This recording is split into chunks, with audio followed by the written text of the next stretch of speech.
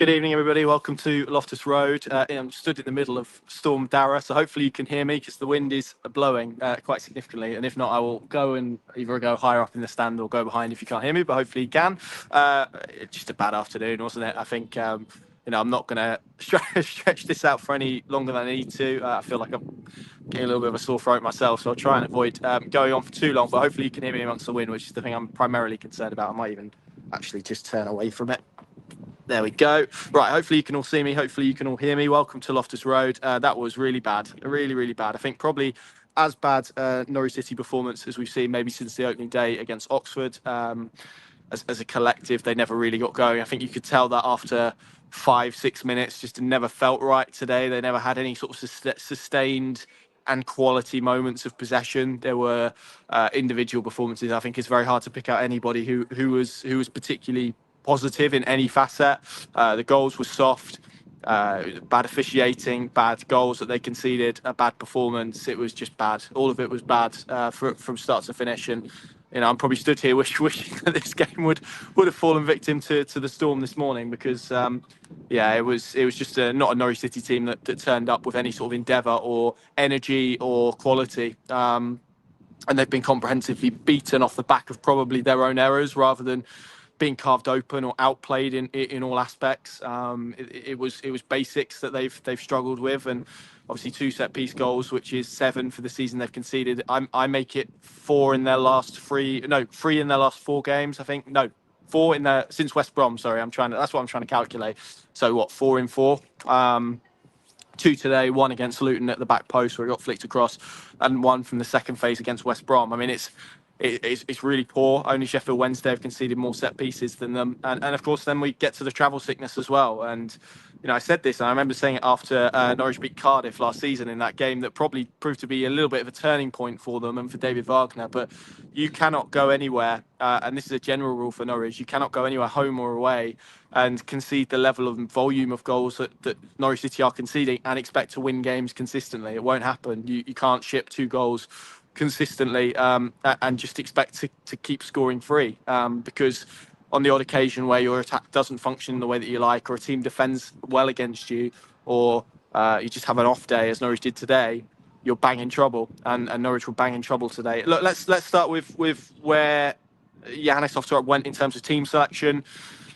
I thought there was some interesting choices in there because what we've spoken a lot about in the last few weeks is how much and how well Norwich City have opened up that right side. How they put a Mankell Force in almost in a little bit of a decoy role where he's drifted and inverted inside, which has dragged a fullback with him and really opened up the space for Jack Stacey to gallop into, to go and hurt teams, to go and get crosses into the box, to go and make a little bit of a nuisance of himself. And the fact that Norwich changed that today and put Marcondes in there, who's a very intelligent footballer, I think we've all seen that, but his better performances have come centrally, and it just felt like he probably didn't offer the same level of threat, of decoy that a Mankell Forson did. And sometimes that has meant that Forson's sacrificed himself. He hasn't probably been amongst games generally or output, but he's done a really effective job at probably helping Norwich City be a lot more balanced in terms of their attack. So there was a little bit of an issue on the right today, but there was also an issue on the left where,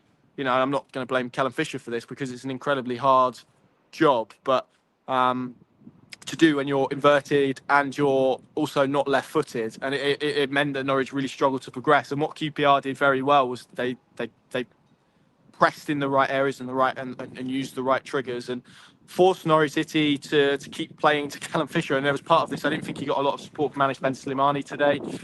Blimey, it is windy out here. He didn't get a lot of support, I didn't think, from Anis Ben Slimani in terms of an out ball. You think about probably the work that Marcondes has done on that left side with Borja Sainz as well. And so what I'm saying is the right side wasn't particularly functional and the left side didn't function great either, because every time Fisher got the ball, and because Sainz likes to invert as well, there wasn't that natural out option for him in wide areas. So it forced him either backwards or inside the pitch, and that's when QPR would jump and cause pressure and really sort of suffocate Norwich. But then equally, we've seen Norwich play pretty well in those circumstances and play well under pressure in those circumstances, and they have been able to get out and use clever passes, and they just didn't today. And for me, the whole tone of the game really was set after 5 minutes, where Marcelino Nunez, a player who I think we'd all associate with his quality on the ball, his ability to find teammates, be it basic passes or complex passes. There was just a minute spell where he misplaced three very simple passes, and you wouldn't expect that from him. And then that littered throughout the whole of the pitch, and it probably set the tone of what was a really poor afternoon, where Norwich really struggled to. I didn't feel they had any spell in the game where they had sustained, controlled possession in the way that we would expect, and they didn't create the type of structures that we've seen. And look, part of this is because of what QPR did, and they did their job well. They were effective. I didn't think that they outplayed Norwich. They profited from Norwich errors really and set pieces, but they made life difficult for Norwich. They in a similar way, I guess, to Luton and how they did it probably in the first half, where they pressed high. They had a really pretty good sort of higher block on them and suffocated them to an extent. But then that thrown in with an inability or a lack of quality in terms of playing out, and Norwich really really struggled. And there were lots of turnovers, and not just turnovers as well. There was lots of just unforced errors and cheap concessions, and balls that were being played out of play pretty aimlessly, and that just sort of prevented any sort of control or them establishing any foothold in the game. And it made it bitty, and it made it probably the game that QPR wanted it to be. And look, that's a credit to QPR and the way that they did it. I don't think that they are as poor as their results have suggested, and obviously they hadn't won at home here before this game.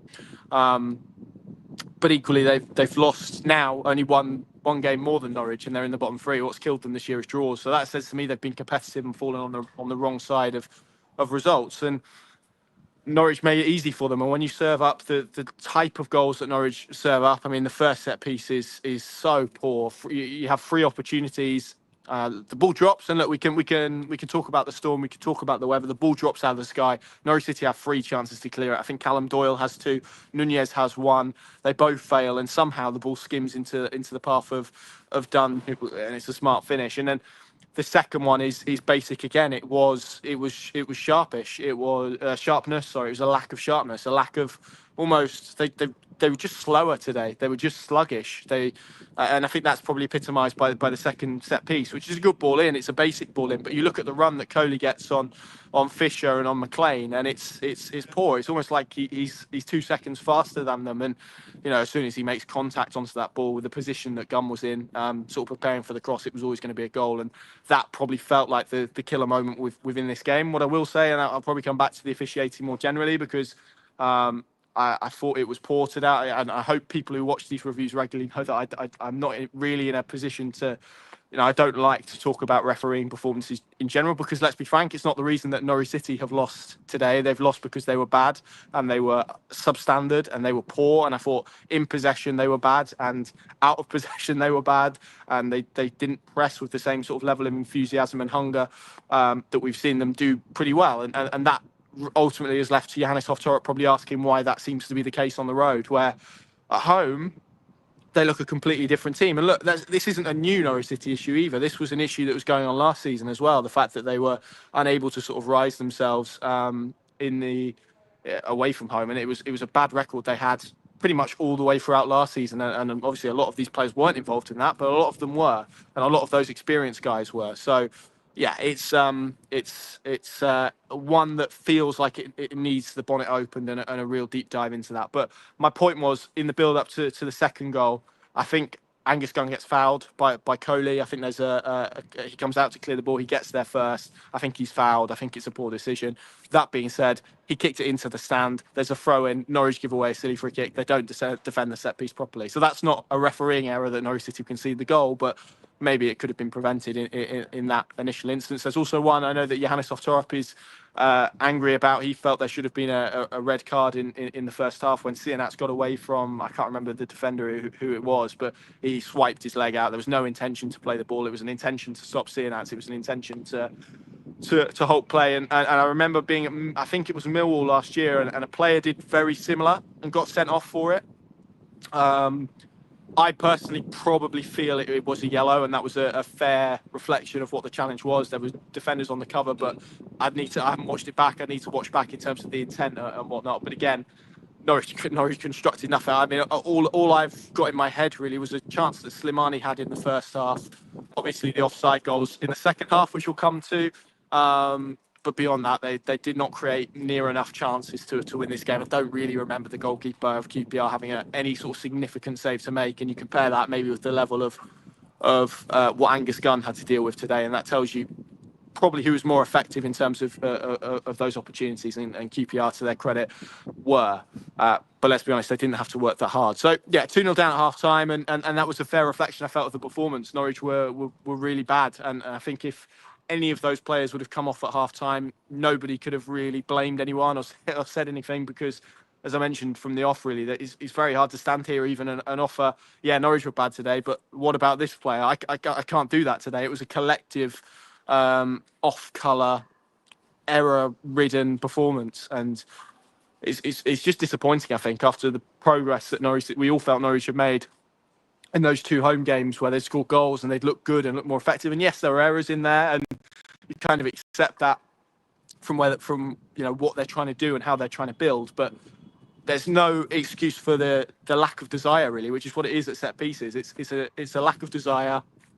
And there's reasons as well, I think, because they were so good at set pieces last year, but this squad is younger, it's shorter. I know all of those sound like excuses, but they are facts. It is true. And, you go and look at possession size generally, they struggle with set pieces. I think Manchester City have got a little bit of a set piece issue at the moment as well. I saw some quotes from Pep Guardiola. So you do tend to find this in teams that play possession-based football, because you pack your team more with technical players. But that's not an excuse for the levels of goal that Norwich conceded today, because they had 3 opportunities to clear the first one. The second one is a runner not being picked up not being responded to, really, and being able to get to the ball first. Then we move into the second half, and Norwich thought they got a goal back.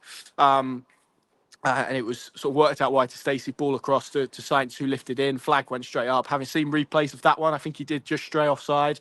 I've only seen sort of stills and a replays from a couple of angles, but I've seen nothing to suggest that was onside. That looked offside to me. He looks ahead of the ball.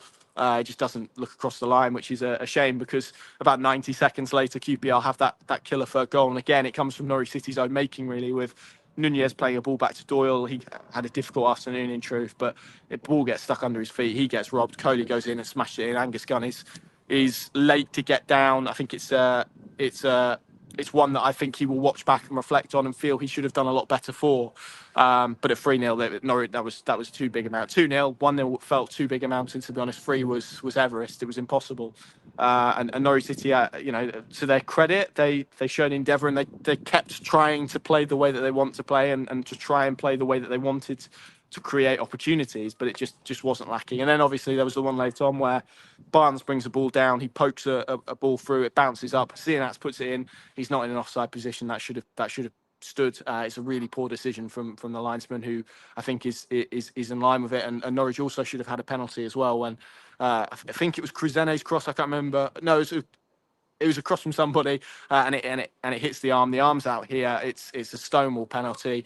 How the referee has missed that, I don't know. But again, it's not one that has impacted the result for me. It was Norwich have been on the wrong end of decisions, yes, but equally they were bad, and it was a bad afternoon for Norwich City. And look, there's a few issues to come out of this. I think, I probably question why the changes in sort of wide areas. It felt like to me probably trying to crowbar all of those 4 midfield options, who have all played very well individually and collectively, to push Marcondes probably out of the centre of the pitch, where he's had a really big impact. Felt a little bit of a misstep, I think.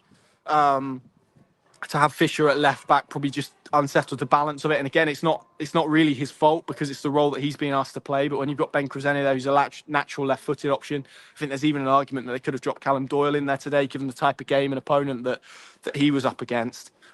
It would have given Norwich more progression. It would have given them a little bit more of an outlet, as it did in the second half. I felt that there felt a lot fewer times where Fisher was having to handle the ball in areas of the pitch that allowed QPR to go and press him quite high, and to go and pin him in, and to force him back, and to build pressure in that sense. So, yeah, look, there's lots to ponder here today, and because it was just bad. It was all bad.